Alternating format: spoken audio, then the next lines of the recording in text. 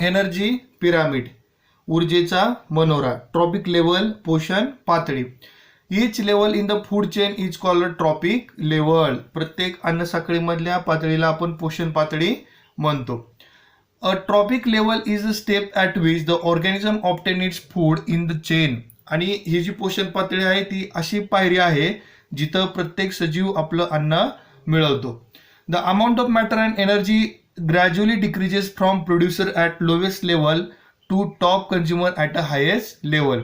आणि या अन्न साखळीमध्ये असणारे अन्न घटक किंवा जी ऊर्जा आहे ती उत्पादकापासून सर्वोच्च भक्षकाकडे जात असताना कमी होताना आपल्याला दिसते. ठीक आहे. तर बघा तिथं ट्रॉपिक लेवल दिलेले आहे. सुरुवातीला प्रोड्युसर संख्या दर्शवली आहे, त्यानंतर हार्बिवरस, कार्निवरस आणि ओमनिवरस, फर्स्ट, सेकंड आणि थर्ड ट्रॉपिक लेवल. ठीक आहे. And introduction to scientist. तर बघा आपल्याला शास्त्रज्ञांचा परिचय करून घ्यायचा आहे. Lindeman in 1942 studied the food chain and energy flow through it. ठीक आहे. तर 1942 मध्ये या शास्त्रज्ञाने अन्न साखळी आणि त्यामधून होणाऱ्या ऊर्जेचा वहन याचा अभ्यास केला.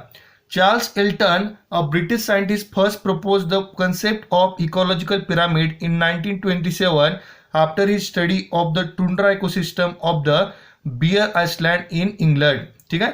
1927 मध्ये ब्रिटिश वैज्ञानिक, काय नाव त्याचं, चार्ल्स एल्टन यांनी काय केलं बघा, तर टुंड्रा परिसंस्थेचा अभ्यास केला जी बिअरची बेटे इंग्लंडमध्ये आहेत. त्यानंतर त्याने इकोलॉजिकल पिरामिड हा नवीन संकल्पना मांडली. Hence this pyramid also called the Eltonian pyramid. आणि यामुळेच त्याला एल्टोनियनचा मनोरा सुद्धा म्हटलं जातं. ठीक आहे. तर बघा त्यानंतर काही प्रश्न विचारलेत बघा. Think about it. What happens to the energy during its transfer from producer to apex consumer? Does it remain trapped in the apex consumer? Does it remain in the body of apex consumer till its death? ठीक आहे. तर बघा काय विचारलं आपल्याला, उत्पादकापासून ऊर्जा सर्वोच्च भक्षकाकडे संक्रमित होते तेव्हा तिचे काय होते? सर्वोच्च भक्षकातच ती अडकून राहते का? तो प्राणी जिवंत असेपर्यंत ती त्याच्या शरीरात राहते काय? तर बघा आपल्याला आधीच लक्षात आलं की प्रत्येक परिसंस्थेमध्ये ऊर्जा जी आहे ती एका पोषण पातळीकडून दुसऱ्या पोषण पातळीकडे हस्तांतरित होत असते. याच्यामध्ये ऊर्जेचा म्हणजे उष्णतेच्या स्वरूपात काही प्रमाणात ऱ्हास होतो. ठीक आहे. आणि ज्यावेळेस जो अपेक्स कंझ्युमर आहे, सर्वोच्च भक्षक, ज्यावेळेस तो मृत्युमुखी पावतो त्यावेळेस त्यांनी जी साठवलेली ऊर्जा आहे ती विघटकाच्या मार्फत पुन्हा निसर्गामध्ये सोडली जाते. आणि त्याच्या शरीरामधली ही जी ऊर्जा आहे ते बुरशी किंवा जे सूक्ष्मजीव आहेत ते ही ऊर्जेचा वापर करतात आणि त्याला सेंद्रिय पदार्थामध्ये कन्वर्ट करतात, साध्या सेंद्रिय पदार्थामध्ये. ठीक आहे. त्यामुळं आणि हे जे साधे सेंद्रिय पदार्थ आहेत ते पर्यावरणामधील हवा, पाणी किंवा जमिनीमध्ये सहजासहजी मिसळतात. ओके. आणि कंझ्युमरने जेवढी काय एनर्जी त्याच्या लाईफ टाईम मध्ये यूज केलेली आहे ती त्याच्या शरीरामध्ये म्हणजे ट्रॅप होत नाही. ठीक आहे. ती तशीच राहत नाही. ओके. किंवा दुसरा प्रश्न काय विचारलं बघा, what would happen if the energy remains trapped in the body of apex consumer even after their death? What will happen if there were no decomposer like microbes and fungi in nature? ठीक आहे. बघा use your brain power मध्ये प्रश्न काय, सर्वोच्च भक्षक मृत पावल्यानंतर अन्न साखळीतील ऊर्जा हस्तांतरादरम्यान त्यांच्यात अडकून राहिली तर काय होईल? निसर्गात सूक्ष्मजीव, बुरशी यासारखे विघटक नसतील तर काय होईल? तर बघा पहिली गोष्ट तर ऊर्जा जी आहे ती भक्षकाच्या शरीरामध्ये ट्रॅप होत नाही. ठीक आहे.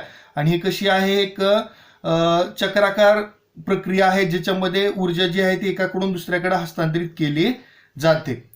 पण जर समजा हे जे डिकम्पोजर आहेत, सूक्ष्मजीव किंवा ज्या वेगवेगळे फंजाय आहेत ते जर पृथ्वीमध्ये अस्तित्वात नसतील तर त्याच्यामुळे काय काय समस्या निर्माण होतील बघा. पहिली गोष्ट आहे, जे विघटनशील पदार्थ आहेत त्यांचं विघटन होणार नाही आणि त्याच्यामध्ये कुठलाही बदल होणार नाही, ते तसेच राहतील. आणि दुसरी सगळ्यात महत्वाची गोष्ट जी आहे ती आहे मिनरल सायकलची. आणि या घटकांचं विघटन न झाल्यामुळं ते त्या सजीवामध्ये तसेच अडकून राहतील आणि ते निसर्गामध्ये पुन्हा परत येणार नाही, त्याचा पुनर्वापर होणार नाही. आणि भविष्यामधील पुढील पिढ्यांना ही पोषक तत्व मिळणार नाहीत किंवा जे बायोजिओकेमिकल सायकल आहेत ते पूर्ण होणार नाहीत.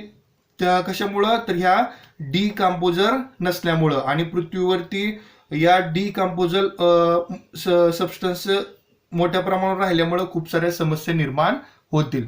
ठीक आहे, म्हणजे बघा या डिकम्पोजरचं किती महत्व आहे. ठीक आहे, यांच्या विघटनामुळे खूप साऱ्या समस्या कमी होतात. पण ते जर नसतील तर काय होईल असा प्रश्न आपल्याला विचारलेला आहे.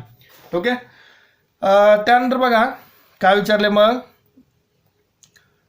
Figure 7.4 shows the energy transformation that takes place at each tropic level. आकृती 7.4 मध्ये ज्या पद्धतीनं ऊर्जेचं संक्रमण होतं प्रत्येक पोषण पातळीवर ते आपल्याला दाखवलेलं आहे. There are different levels of energy exchange in the food chain. ठीक आहे, म्हणजे प्रत्येक पोषण पातळीवर प्रत्येक स्तरावरती ऊर्जेचा कशा पद्धतीने विनिमय होतो ते आपल्याला दिसतंय.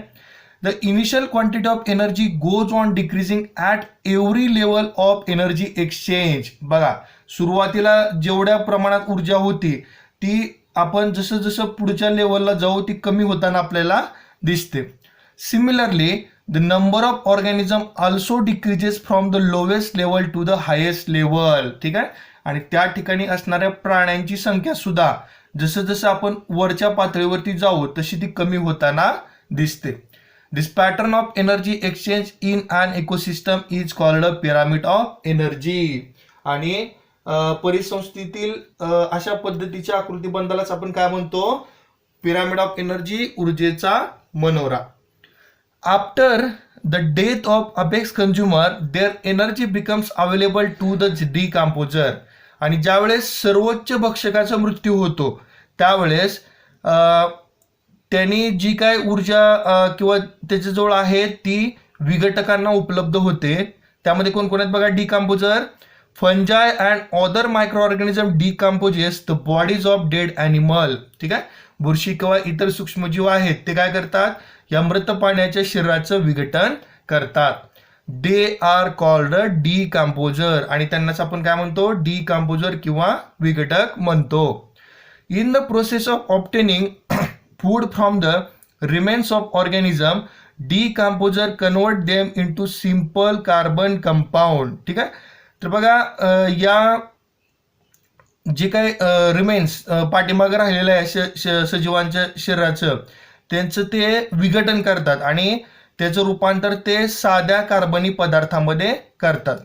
These substances easily mix with air, water and soil from where they are again absorbed by plants and incorporated into the food chain. ठीक आहे, आणि हे जे घटक आहेत साधे कार्बनी पदार्थ ते हवेमध्ये, पाण्यामध्ये किंवा मातीमध्ये सहजासहजी मिसळतात आणि ते वनस्पतीला उपलब्ध होतात आणि इनडायरेक्टली ते पुन्हा एकदा फूड चेनमध्ये संक्रमित केले जातात. Okay, you can now see that due to the food web formed by various modes of nutrition energy and various nutrients circulates continuously in the ecosystem. ठीक आहे, याच्यातून काय लक्षात आलं बघा आपल्या की सजीवाच्या विविध पोषण प्रकारानुसार तयार होणाऱ्या अन्नजाळ्यामुळे ऊर्जा आणि इतर प्रकारची पोषक द्रव्ये परिसंस्थेत प्रवाहित होत असतात. ठीक आहे, त्यानंतर काय म्हणलं बघा मग. The sun is the most important source of energy in any ecosystem. तर बघा प्रत्येक परिसंस्थेमध्ये सूर्य जो आहे तो सगळ्यात महत्वाचा ऊर्जेचा स्रोत आहे. ठीक आहे, green plants of the ecosystem store some of the solar energy in the form of food.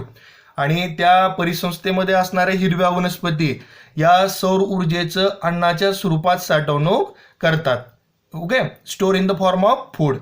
Before reaching the decomposer this energy is passed on from one trophic level to the next. ठीक आहे, आणि ह्या decomposer पर्यंत, या विघटापर्यंत ही ऊर्जा पोहोचण्यापूर्वी प्रत्येक पोषण पातळीमधून ती पुढे पाठवली जाते. Decomposer dissipate some amount of energy in the form of heat. ठीक आहे, आणि हे जे डिकम्पोजर विघटक जे आहेत यामधली काही ऊर्जा उष्णतेच्या स्वरूपात बाहेर टाकतात. However no part of energy ever returns to the sun. पण यामधली थोडी ऊर्जा सूर्याकडे परत पाठवली जात नाही. Hence such a passage of energy is refer to as one way transport. ठीक आहे. आणि अशा प्रकारच्या या ऊर्जेच्या वाहतूक जी आहे किंवा हा जो ऊर्जेचा प्रवाह आहे त्याला आपण एकेरी वाहतूक असं म्हणतो, वन वे ट्रान्सपोर्ट. ठीक आहे. आता पुन्हा एक प्रश्न विचारला बघा, use your brain power. Why are the numbers of tertiary consumer apex consumer carnivores always less than those of other consumer. परिसंस्थेत तृतीयक सर्वोच्च भक्षक जसे वाघ, सिंह यांची संख्या इतर भक्षकांच्या तुलनेत नेहमी कमी का असते. तर बघा याचं रिझन का असेल बघा, तर नेहमी बघा तर जे अप्पर ट्रॉपिक लेवलला जे प्राणी आहेत त्यांच्या खाली जी लोअर ट्रॉपिक लेवल आहे त्यामध्ये प्राण्यांची संख्या जास्त असते. ठीक आहे. म्हणजेच काय बघा, जे प्रे आहेत त्यांची संख्या जास्त आहे आणि प्रिडेटरची संख्या कमी आहे. ठीक आहे. त्यामुळे काय होईल, परिसंस्थेचा जो बॅलन्स आहे तो स्टेबल राहील. म्हणजे कसं असेल बघा, वाघांची संख्या कमी आहे पण त्याचं जे अन्न आहे, त्याचं जे शिकार आहे म्हणजे हरिण असेल किंवा इतर जे सजीव आहेत त्यांना तो मारून खातो, त्यांची संख्या जास्त आहे. याच्यामुळंच काय म्हणतो बघा आपण, जे सर्वोच्च भक्षक आहेत त्यांची संख्या नेहमी कमी असते. ठीक आहे. Okay. Institute at work. The Indian Institute of Ecology and Environment, Delhi was established in 1980 and is involved in research, training and arranging workshop and seminar. ठीक आहे.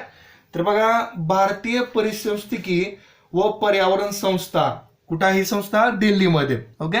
1980 मध्ये तिची स्थापना झाली आणि तिचं काम काय बघा, तर संशोधन करणे, प्रशिक्षण देणे, कार्यशाळेचं परिसंवादाचं आयोजन करणे असं ती कार्य करते. This institute has published the international encyclopedia of ecology and environment. ठीक आहे. आणि ही जी संस्था आहे ती international encyclopedia of ecology and environment हा जो ग्रंथ आहे तो तिने प्रकाशित केलेला आहे.